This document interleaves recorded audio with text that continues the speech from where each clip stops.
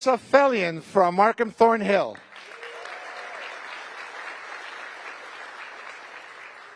Carmen Wilson from Scarborough Guildwood.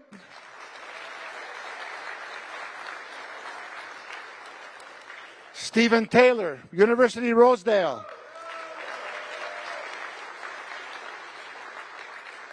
And Penelope Williams from Don Valley East.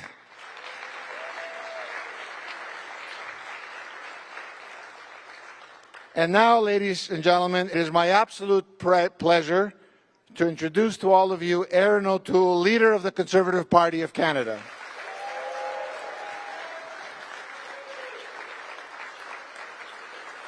Erin was raised in Bowmanville, Ontario, with the middle-class values of hard work and helping your neighbor. Before his career in politics, he served our country in the Royal Canadian Air Force. After he completed his active duty in the military, he pursued a law degree in Dalhousie University in Nova Scotia, where he met his beautiful wife, Rebecca. In 2012, Erin decided to run as a Conservative candidate for the riding of Durham, and since winning his seat, he has held many senior positions in Parliament, including Minister of Veteran Affairs. In August 2020, he was voted the leader of the Conservative Party of Canada.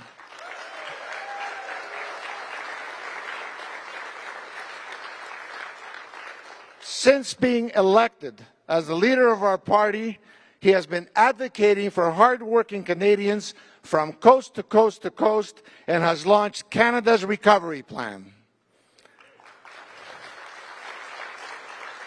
At this point, ladies and gentlemen, I would ask that you focus your attention to the screen for a very short video. I'm proud of this country, and I know you are too. This is the best country in the world, a beacon in a troubled time, the true north, strong and free. For me, being Prime Minister is all about Canadians. It's about service to something larger than yourself. It's about having a plan for every mission. It's about making a difference and making things better for the next generation, for all Canadians from every walk of life. It is my mission that Canada be the strongest it can be, the best country we can be. Our best days are ahead of us. We're going to get the country back on its feet and back on track. We're going to do this together because together there is nothing Canadians can't do. Enough talk. Let's get to work.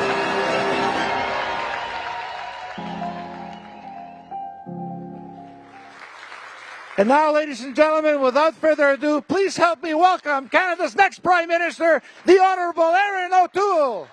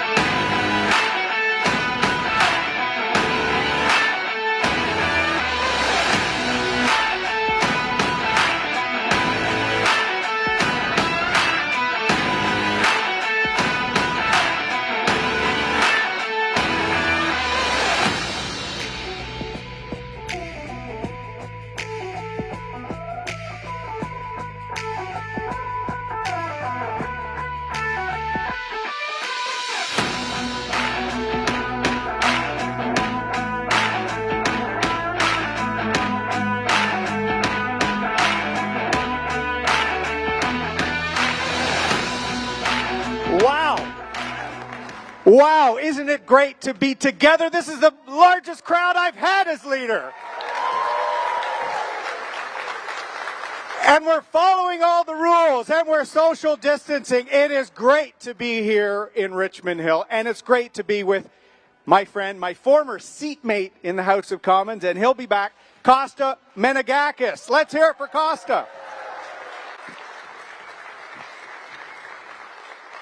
Now, Costa is a great volunteer business leader, and he introduced me, and yeah, unlike the current Prime Minister, I did a few things before I ran for office. But I summarize my career this way. It's pretty easy to summarize my career. I started serving alongside some incredible Canadians as an officer in the Canadian Armed Forces. Hear, hear. And after 12 years, I became a corporate lawyer. Not as many applause there. And now I'm a politician.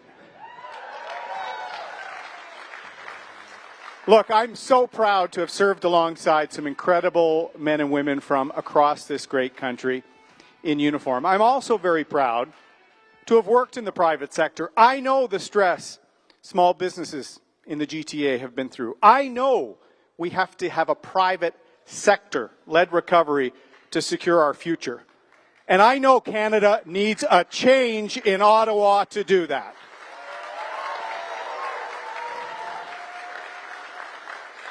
Friends, 12 years ago, the Liberals, the NDP, and the Bloc Québécois signed a pact to govern Canada as a coalition. Today, with the addition of the Green parties, that's precisely what we have.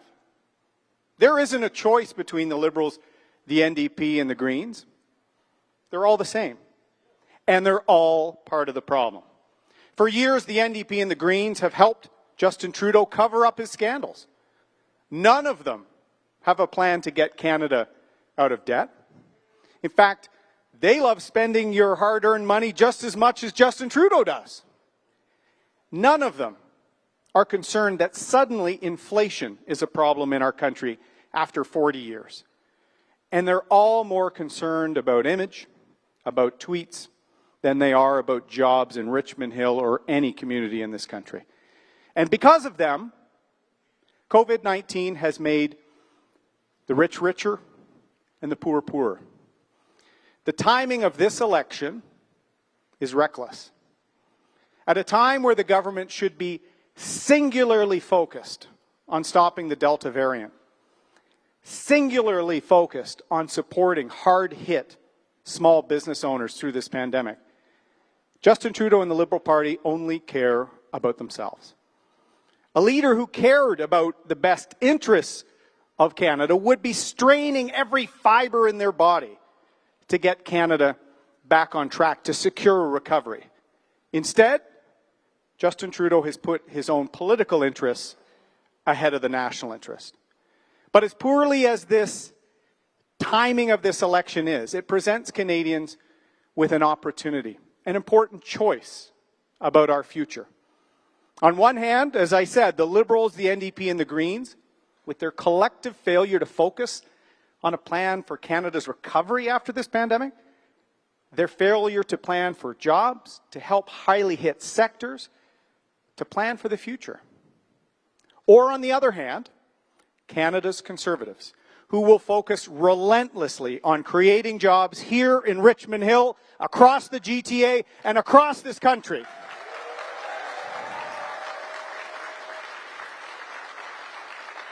This election is about who you think can get us out of this current crisis and rebuild the economy. Who do you think can secure the future for all Canadians? Cette élection va déterminer qui va nous sortir de la crise actuelle et rebâtir l'économie. À votre avis, qui peut agir pour l'avenir, pour tous les Canadiens? Ce sont les conservateurs du Canada. I'm so happy to start my campaign, our campaign, on the ground here in the Greater Toronto area, where I'm proud to be an MP.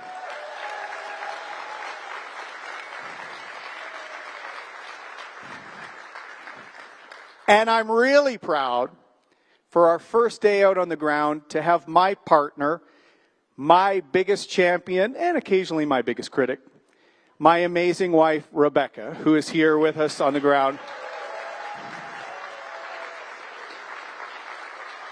I met Rebecca when I was serving in the military in Halifax at Military Appreciation Night at the Mooseheads Junior A hockey game.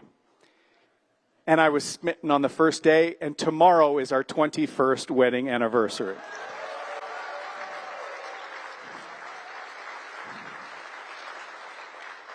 What better way to celebrate than to start in Richmond Hill and end up in Quebec City?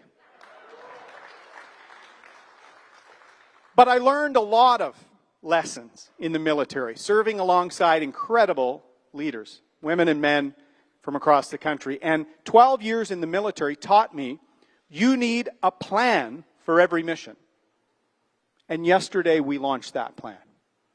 Canada's recovery plan will get our economy firing after COVID on all cylinders in all parts of this great country.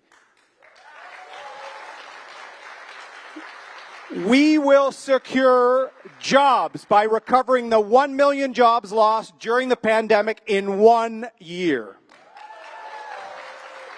We will secure accountability, enacting new anti-corruption laws to clean up the mess in Ottawa.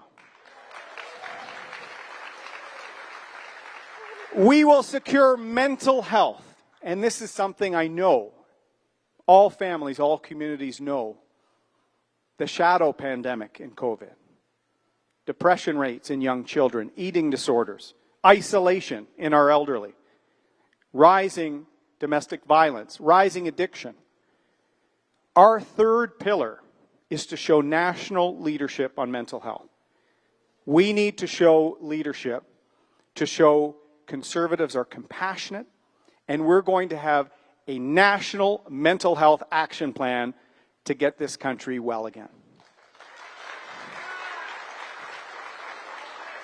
Our fourth pillar, we will secure the country by building capacity here at home to handle any future pandemic or crisis. We can rely on Canadian ingenuity, Canadian medical equipment, Canadian vaccines, not vaccines made in China, which was Justin Trudeau's first choice.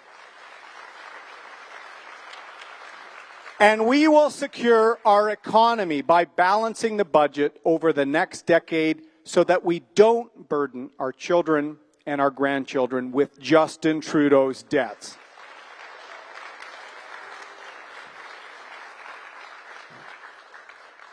And look, in the pandemic, we had to help people, and we did. We worked with the government and tried to improve programs, tried to help the most highly affected. But here is a reality Mr. Trudeau is hoping most Canadians don't pay attention to with his snap fourth wave election. The Trudeau government is borrowing $424 million a day, almost $500 million per day. We cannot afford more of the same. We can't afford the $1.4 trillion debt that Justin Trudeau has produced for this country. And you know what?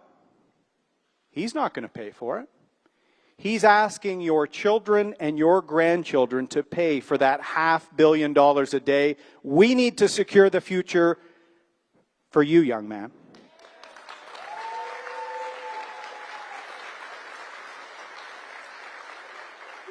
More and more Canadians, and this is what my colleagues are telling me from across the country, this is what Costas is telling me at the doorsteps, on the phone, more Canadians are saying we can't afford more of the same with Justin Trudeau. We can't afford more borrowing. We can't afford higher costs of living. We can't afford the housing crisis.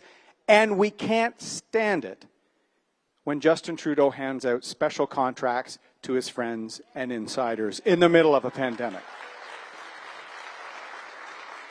Conservatives will stand up for hard-working Canadians and their families. We will work for you, not a small group of people in Ottawa who are helping themselves, lobbyists, donors, friends of the Liberal Party, friends of Justin Trudeau, have done well in this pandemic when thousands of Canadians have fallen behind. We'll work for the small business owners here in Richmond Hill. And with Costa the other day, I met a few of them. They have borne the brunt. The small business run by a family, a restaurant, service industry, travel. Small businesses are the backbone of our economy here in the GTA in Ontario from coast to coast. Conservatives will be there with Canada's recovery plan to help you survive, because we need small businesses to thrive as we tackle the overspending of Justin Trudeau. I'm really happy to say we're introducing a new hiring incentive to help more Canadians get back to work. We will enable Canadians to help small businesses get back on their feet by introducing a 25% tax credit, up to $100,000 for Canadians who help out by investing in a small business to rebuild the main streets in Richmond Hill and towns and cities across the country. We'll get every part of the GTA, every part of this country back to work. We know so. I hope so. We will build world-class transit and infrastructure to create jobs and make it easier for people to get to work faster. Richmond Hill has been waiting for a subway for far too long. And the Liberals sat on their hands for the longest time before agreeing to fund the much-needed transit York Region deserves. And it was my friend Leona Alislav who was pounding them day after day in the House. We need more Conservatives to do that in Ottawa. A Conservative government will get behind the Yonge North subway extension, and we will get it done. As Rebecca knows, for years, I took the 501 streetcar and the Yonge line to Yonge and Sheppard, where I worked for many years. And we need to expand transit for an expanding city, an expanding region that is so important to the economic heart of our country. And if the Liberals were actually serious about climate change, they would know building more public transit, getting the dollars out faster is vital to giving people options and reducing our emissions.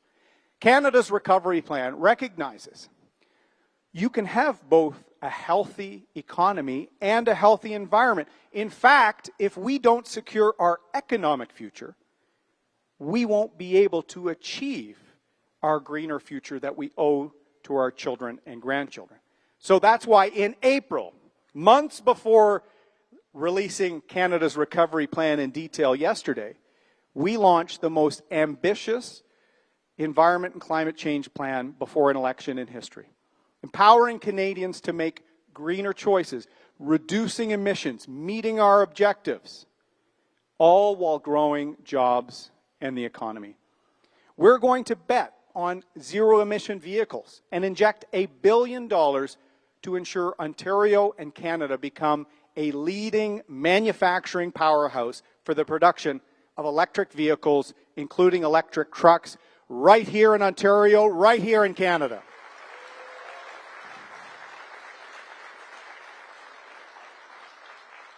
And too many people, too many Canadians in the GTA, including in my region, in the Durham region, can't afford a home. I spoke on a town hall last night to a mother in Burlington. She fears her son will never be able to have the dream of home ownership that all of us know so well as being critical to the success of a middle class in Canada. That's why Canada's recovery plan commits action for the federal government. We will get more homes built. In fact, 1 million of them in the next 3 years, and we will ban the purchase of new homes by foreign investors who aren't going to live in Canada.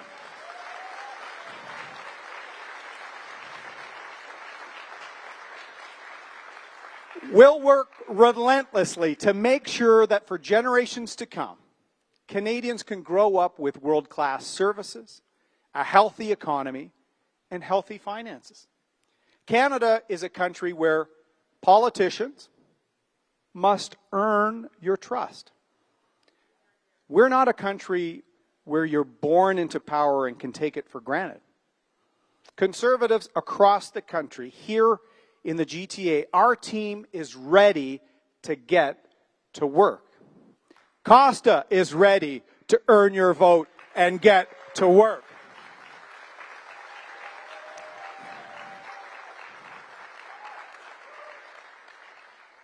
This is so good to be out with people again. You don't have to clap on Zoom if you're happy. I hear real claps. I'm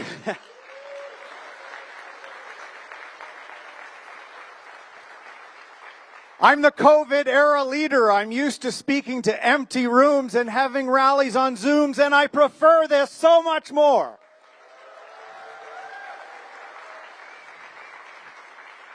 But friends, let me tell you something that's very important. Because I'm a kid from Bowmanville, Ontario. Middle-class kid. People know Bowmanville here. We're not far from there. Bowmanville. Beeville. I was taught to strive to be the best I could be. Work hard so that I could have success for my family, but always help your neighbor, your community, and your country. That's how I was raised. That led me to the military. That led me to be a volunteer. And like you, I want our communities and our country to have a strong future.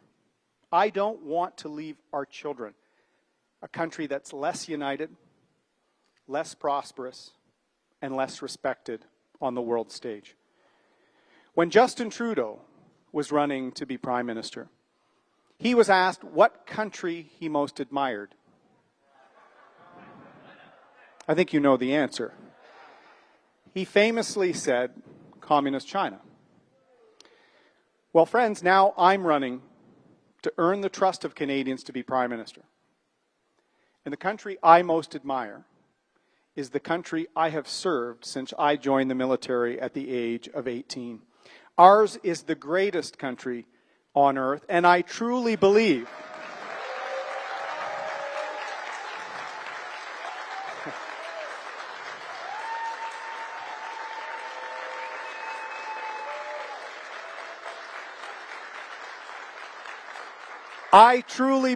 that if you love your country, you have to dig deep to make it better. You have to tackle inequalities. You have to tackle and get on the road to reconciliation. You have to be proud of what you're accomplishing and strive to be even better. Make sure that Canada reaches its ideals, strives to maintain the best, because I think our best years are on the horizon.